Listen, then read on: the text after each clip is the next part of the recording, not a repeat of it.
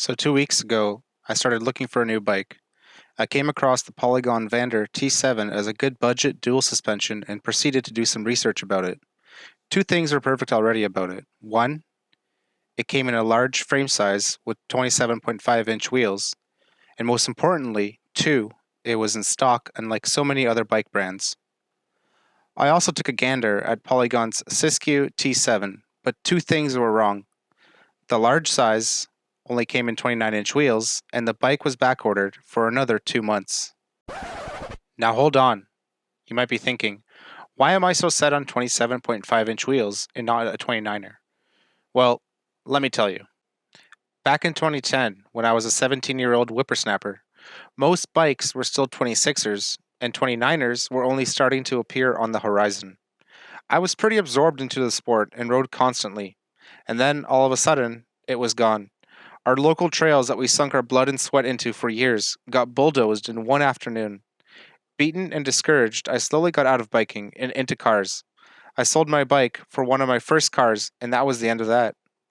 What I'm trying to get at is that my muscle memory is still set to 26-inch wheels, and a jump to a 29er I felt would be too much. I bought a used 2010 Giant Rain with 26-inch wheels and rode it for all of 2 weeks, until my fat, haven't biked for years ass cracked the frame.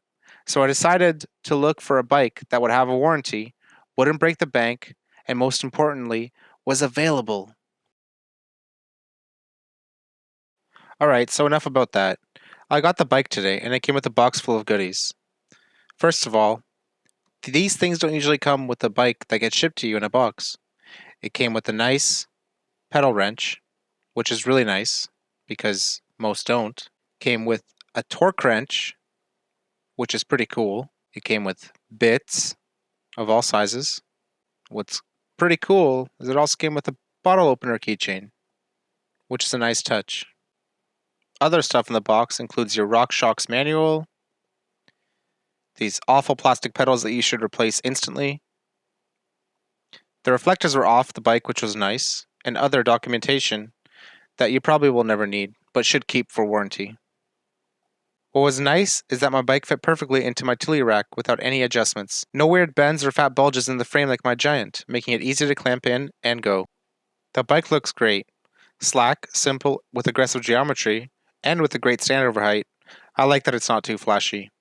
The matte blue paint might have some issues with cable rub near the head tube, but for those concerned, protective tape can prevent that in a pinch. The bike has a tapered head tube and comes with the sealed bearing FSA Orbit Zero stack headset, and mine came in the box already set to optimum tightness, feeling smooth, and with no play. The stem and handlebar are Entity branded, with the stem having a 45mm extension and a 3-degree rise, while the handlebar is a very nice 780mm width with a 30mm rise and a 6-degree back sweep. Overall, this combination felt nice and solid and not too flexy on my first run. Onto the cockpit, the Vander comes equipped with SRAM Level T 2-piston hydraulic disc brakes with a 180mm rotor in the front and a 160mm rotor in the rear. After the initial bedding in process, the brakes have a great feel, with your inputs leading to predictable outcomes, and the brakes stopping the bike when they should and cooling off when they shouldn't. The SRAM SX rear shifter has a plasticky build, but a metal sleeve to ensure durability when installing and removing the shifter. The clicks feel crisp and clean, a great feeling shifter at this price point. On the suspension side of things, the equipped fork is a RockShox Recon Silver RL with 130mm of travel and an air preload. It has external rebound adjustment on the right side lower of the fork with about 7 steps, and a low-speed compression adjustment on the right upper with about 5 steps. The front axle is a 15 by 100mm through axle. It isn't quick release, but personally I am okay with this as it saves weight and I don't need to take my front wheel off too often. The rear shock is a RockShox Monarch R air shock. It is an entry-level shock, so it only has external rebound control. But I did not miss the lockout too much, since this bike's suspension geometry means that I can pedal up hills exceptionally well even without the lockout. The drivetrain of the Vander is full SRAM SX Eagle 12-speed. The rear derailleur is plasticky, just like the shifter, but so far has shifted great and crisp out of the box. I am curious to see if it can stay within adjustment norms over the coming miles, but I have almost zero confidence that it can stand up to a nice rock smash. The rear cassette has a range of 11 teeth, 252 teeth, and has nice cutouts for the purpose of saving some weight. Lastly, the crankset is also SX Eagle, and this is the only thing I am worried about on the bike, since it is a 3-piece crankset, not fully going through the bottom bracket, but instead 2 crank arms and a separate SRAM power spline bottom bracket, but that can always be upgraded. Overall, this drivetrain shifts great out of the box, and time will tell how it fares over extended mileage.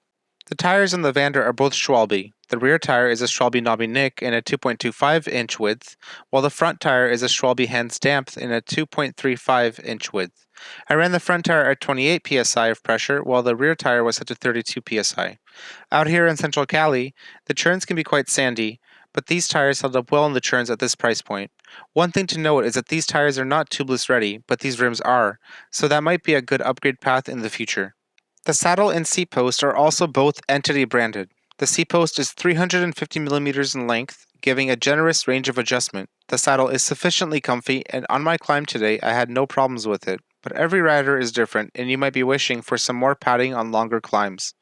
Another upgrade path would be the seat post clamp, as a quick release adds weight, and a simple aluminum hex nut clamp might be more secure and lighter.